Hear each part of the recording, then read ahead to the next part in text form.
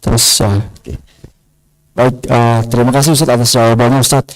Ini ada pertanyaan dari Abu Aidil dari Koramil 2403 Paseh. Assalamualaikum Ustadz.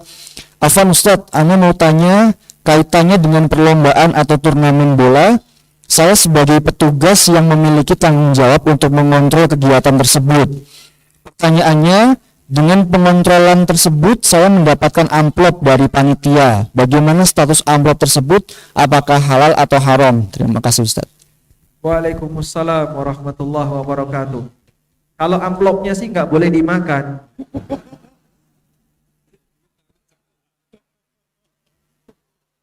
Sekarang isinya boleh nggak Pak dipakai Pak? Ini halal atau haram? Baik. Yang pertama begini. Jadi kaedahnya orang yang sudah bekerja di sebuah instansi tertentu, lalu dia ditugaskan untuk melakukan tugas instansi. Misalnya instansi Koramil, dia punya tugas untuk mengamankan kegiatan A, dan dia sudah digaji dari instansi ini kan, karena dia sebagai anggota sudah digaji oleh negara. Maka pada asalnya tidak boleh menerima pembayaran dari kegiatan A. Itu hukum asalnya. Kenapa nggak boleh? Karena masuk dalam kategori hadiah untuk karyawan.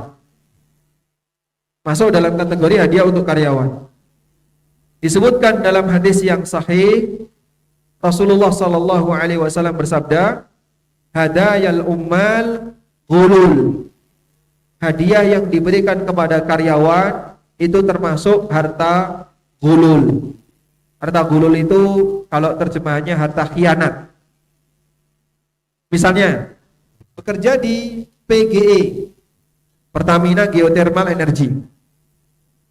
Lalu dia ditugaskan untuk melayani klien Indonesia Power.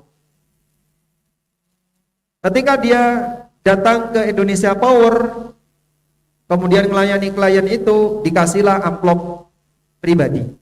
Boleh atau tidak? Hukum asalnya tidak boleh. Bapak melakukan tugas dari instansi, sudah dibayar oleh instansi, maka sebenarnya Bapak tidak boleh dapat bayaran dari klien, sebab klien ini bayarnya ke instansi. Baik, ini hukum asalnya. Tapi Pak, ini tetap ngasih.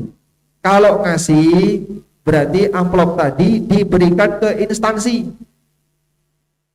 Amplop tadi diberikan ke instansi. Jadinya peer to peer, dari instansi, dari lembaga ke lembaga. Ini ngasih, yang menerima lembaga, bukan pelaksananya. Sebab pelaksana ini dibayar oleh lembaga. Nah, nanti setelah terkumpul di lembaga, kembali kepada kebijakan lembaga. Lembaga ini mau menurunkan uang tadi kemana saja. Yang bertugas boleh untuk misalnya sebagian dipotong untuk fasilitas di kantor, silahkan. Tapi sudah resmi jadi apa tadi? Properti milik, harta milik lembaga. Paham ini insyaallah? Terus kalau misalnya ngasihnya ke pribadi, Anda laporkan. Kalau ngasihnya ke pribadi, Anda laporkan. Sampaikan ke komandan, Pak Komandan, mohon izin, mohon maaf, saya dikasih amplop, nggak tahu ini isinya berapa. Kayaknya sih tipis, Pak Komandan. Makanya karena tipis saya laporin ya. Kalau tebel, lain cerita. Jadi, Anda laporkan. Nah, selanjutnya kebijakan atasan sebagai penanggung jawab dari lembaga itu untuk menentukan apakah nanti diserahkan kepada petugas atau dipotong sebagian untuk kantor, silahkan. Wallahu a'lam. Masya Allah, itu sangat relate sekali Ustaz ya dengan kegiatan kami sehari-hari, karena memang di PG sendiri memberlakukan anti penyuapan, anti gratifikasi Ustaz. Namun sebenarnya sebelumnya ini pertanyaan dari saya pribadi Ustaz ya. Saya pembaca aktif di konsultasisyariah.com Ustaz. saya pernah membaca tentang artikel gratifikasi Ustadz, sesuai penjelasan Ustadz tadi. Misal Ustadz ya, ini untuk kehati-hatian saya pribadi mungkin sebagai pekerja di PGE. Misal nih ada vendor datang membawa material, pas datang itu bawa donat Ustadz. Nah, dikasih ke kita. Nah, ini bukan amplop Ustadz ya. Kira-kira gimana Ustadz memakan donat tadi itu? Dolar apa donat? Donat. Itu kalau dolar gak bakalan ditanyain, Pak. Kalau donat ditanya ya. Beda kualitas. Sekarang kalau misalnya dia ngasih makanan kayak gitu, boleh nggak sih kita terima makanan itu? Boleh nggak, Pak? Ya, laporkan ke atasan. Sudah? Lapor ke atasan. Atasan, ini yang bawa material, bawa donat. Sudah? Selanjutnya atasan yang memberikan kebijakan. Apakah ini mau dibagikan kepada fakir miskin di sekitar, ataukah untuk karyawan-karyawan yang jaga, itu kembali kepada kebijakan atasan. Sebab karyawan ini kan sudah digaji ya. Dan dia melakukan itu sebagai tugasnya. Kalau kemudian dia dapat bayaran dari klien, jadinya dapat 2 kali. Dapat gaji dari perusahaan dan dapat tips dari klien. Gratifikasi itu dilarang.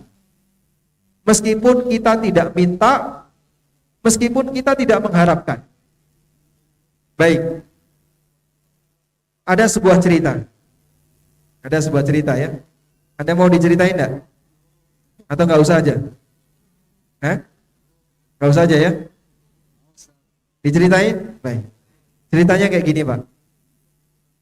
Dulu di zaman Nabi SAW, salah satu di antara pejabat itu adalah amil zakat. Amil zakat itu pejabat. Dia diutus, ditugaskan untuk mendatangi masyarakat tertentu untuk narik zakat dari mereka. Dan posisi mereka ini sebagai apa? Pejabat. Suatu ketika Rasulullah SAW memerintahkan salah satu petugas namanya Ibnu Lutbiyah. Ibnu Lutbiyah ini ditugaskan oleh Nabi SAW. Kamu tarik zakat dari Bani Salimah. Maka berangkatlah Ibnu Lutbiyah ke Bani Salimah sebagai petugas zakat. Sesampainya di sana, orang pada ngumpulin zakat. Ini zakat, zakat, zakat. Lalu tiba-tiba ada salah satu orang datang. Ini zakat saya dan ini hadiah untuk Anda.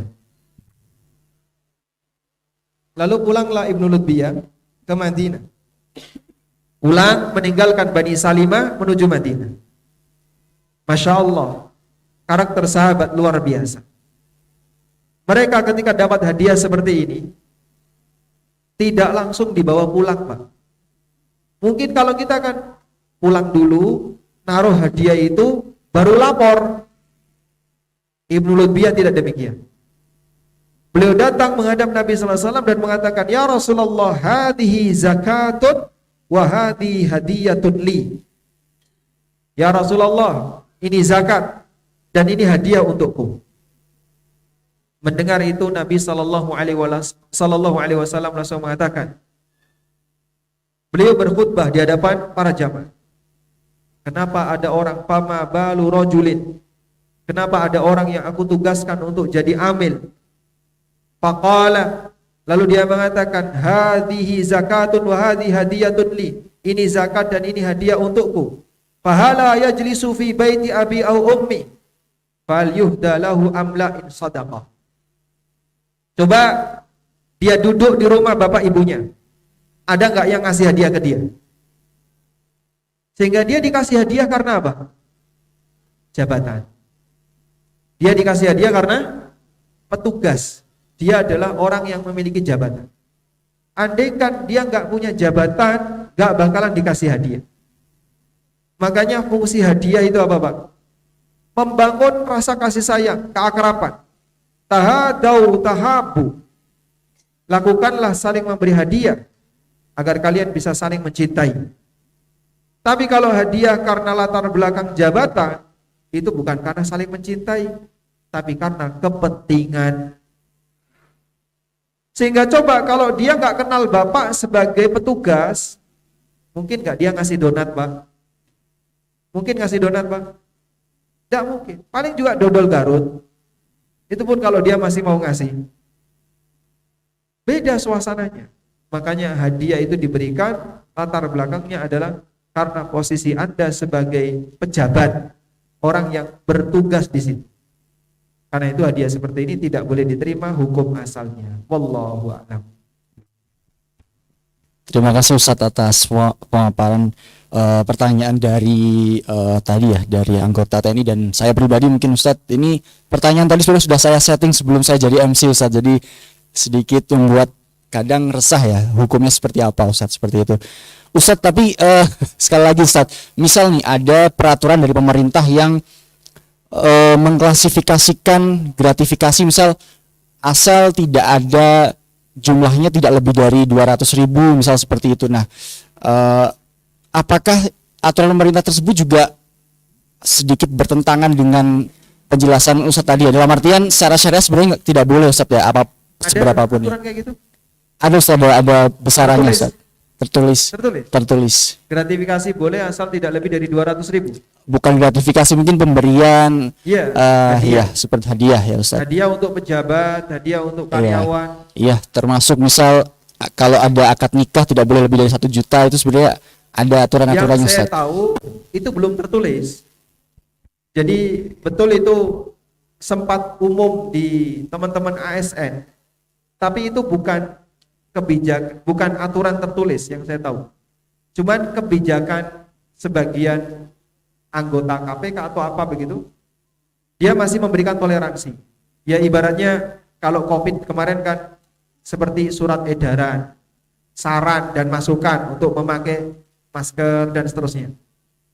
Sehingga itu tidak jadi aturan, bukan undang-undang. Yang saya tahu demikian. Saya menulis sebuah buku, mungkin Bapak Ibu sudah pernah mengenal buku itu ya, judulnya Fikih ASN dan Karyawan.